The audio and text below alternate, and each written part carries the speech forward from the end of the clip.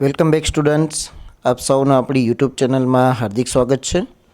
વિદ્યાર્થી મિત્રો, આપણે પ્રખરતા શોધ કસોટી 2024ની તૈયારીના ભાગરૂપે ધોરણ 9 સામાજિક વિજ્ઞાનમાં ચેપ્ટર નંબર 17 અને 18ના મોસ્ટ એમપી એમસીક્યુ આ વિડીયોમાં જોવાના છીએ। એટલા માટે આ વિડીયોને અંત સુધી જોજો, વિડીયોને લાઇક અને શેર જરૂર કરજો। ચેનલ પર નવા હોય તો આપણી ચેનલને સબસ્ક્રાઈબ કરી બાજુના બેલ આઇકોનને પ્રેસ કરજો। તેમાં પહેલો પ્રશ્ન છે કે વનસ્પતિની વિવિધતાની દ્રષ્ટિએ વિશ્વમાં ભારતનું સ્થાન કેટલું છે, કેટલામું છે? તેમાં જવાબ આવશે સી, 10મું। ચીડના રસમાંથી શું બને છે?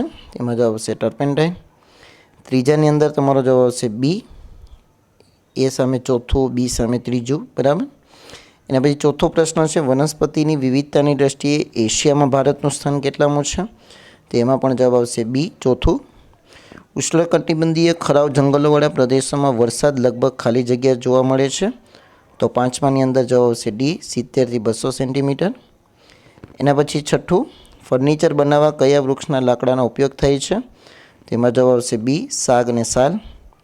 1952ની રાષ્ટ્રીય નીતિ પ્રમાણે ભારતમાં ખાલી જગ્યા ટકા વિસ્તારમાં જંગલો આવેલા છે, તેમાં જવાબ આવશે બી, 23%। ગુજરાતમાં જંગલોનું પ્રમાણ લગભગ ખાલી જગ્યા ટકા છે, તો આઠમાની અંદર તમારો જવાબ આવશે સી, 10%। 9મો પ્રશ્ન, જંગલોનું જતન અને સંવર્ધન કરવાના હેતુથી ભારત સરકારે છેલ્લી નવી રાષ્ટ્રીય વન નીતિ ક્યારે જાહેર કરી છે? તો જવાબ આવશે ડી, 1988। 10મો પ્રશ્ન, વૈશ્વિક લોકજાગૃતિ લાવવાના હેતુથી કયા વર્ષને વિશ્વ વન વર્ષ ઘોષિત કરવામાં આવ્યું હતું? તેમાં જવાબ આવશે ડી, 2011। ભારતની કુદરતી વનસ્પતિમાં રહેલી વિવિધતા માટે જવાબદાર નીચેના કારણો પૈકી એક યોગ્ય નથી તે શોધીને લખો। જેમાં જવાબ આવશે સી, માનવી। જે ગરમ અને ભેજવાળા પ્રદેશમાં સરેરાશ વાર્ષિક વરસાદ 200 સેન્ટીમીટર કરતાં વધારે હોય તેને કયા જંગલો કહેવાય? તો જવાબ આવશે એ, ઉષ્ણકટિબંધીય વરસાદી જંગલો। 13મું છે જંગલો ખાલી જગ્યા જેવા હાનિકારક વાયુનું શોષણ કરે છે, તેમાં જવાબ આવશે કાર્બન ડાયોક્સાઇડ। 14મું છે ભારતને કુલ કેટલા પ્રાણી ભૌગોલિક પ્રદેશોમાં વહેંચવામાં આવ્યો છે? જવાબ આવશે એ, 9। સમગ્ર વિશ્વમાં જીવસૃષ્ટિની કુલ કેટલી પ્રજાતિઓ નોંધાઈ છે? જવાબ આવશે બી, 15 લાખ।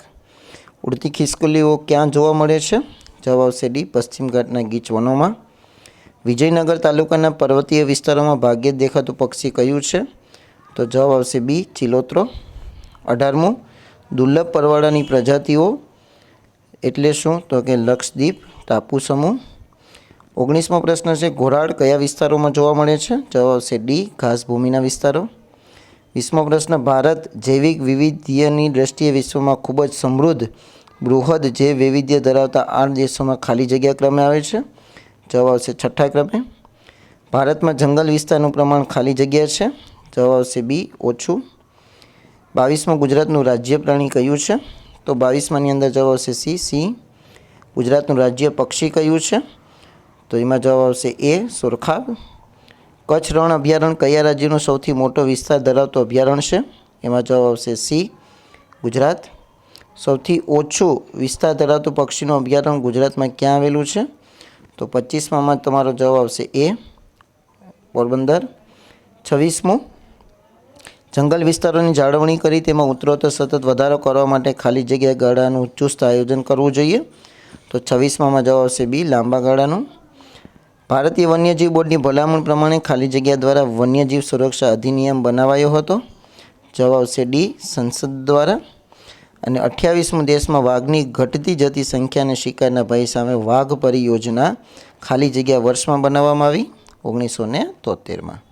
તો આ હતા ચેપ્ટર નંબર 17 અને 18ના આઈએમપી એમસીક્યુ, જે આવનારી પરીક્ષા માટે તમારા માટે ખૂબ જ ઉપયોગી છે। તો પ્લીઝ આ વિડીયોને વારંવાર જોજો રિવિઝન માટે। આશા રાખીશ વિડીયો પસંદ આવ્યો હશે। વિડીયો પસંદ આવ્યો હોય તો આપણા વિડીયોને લાઇક કરજો, તમારા મિત્રો સાથે શેર કરો, અને હજુ સુધી ચેનલને સબસ્ક્રાઈબ ના કરી હોય તો ચેનલને સબસ્ક્રાઈબ કરી બાજુના બેલ આઇકોનને પ્રેસ કરો। Thank you very much.